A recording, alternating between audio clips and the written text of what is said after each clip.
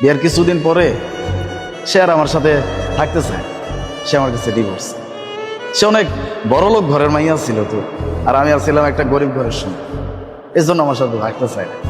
আর যখন চলে যাইতে চাইছে তখন আমার কাছ থেকে 47 লক্ষ টাকা চাইছে। আপনি আমাকে একটা কথা বলুন তো, আপনি যদি গরিবের ছেলে হয়ে থাকেন তাহলে আপনি 47 লক্ষ টাকা কোথায় পেলেন?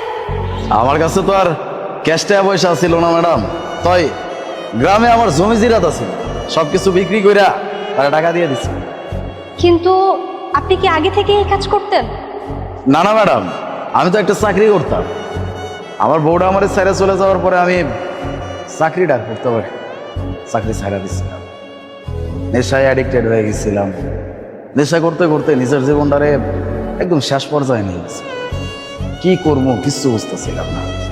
এর মধ্যে আমার চাচাতো ভাই এসে আমার বুঝে যে ও তো খুব ভালো আছে, নিজের জীবন সাজায় নিচ্ছে, তুই ভালো থাকবি না, তোরও ভালো থাকবি। ওরা চিন্তা করে দেখলাম তাই তো, মানুষটা আমার চাইরা যদি ভালো থাকতে পারে আমার তো সমস্যা, আমারও তো একটা জীবন আছে, জীবনটা তো চালাই তুই।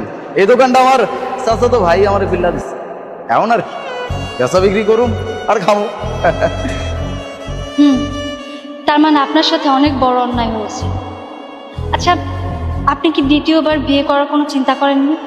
না ম্যাডাম, প্রথম বিয়াতে স্যার এরকম একটা অভিজ্ঞতা, এই মানুষটাকে আর দ্বিতীয়বার বিয়ে করতে চাইবো, তাও আবার ভালোবাসার বিয়া।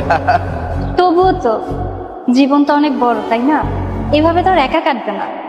ম্যাডাম, কয়েকবার বিয়ে করতে চাইছি, আমি সামনে আগাইছি, কিন্তু যতবার চিন্তা করছি, যতবার চেষ্টা করছি, প্রতিবারই ওই মানুষটার চেহারা আমার চোখের সামনে ভাইসে আসছে।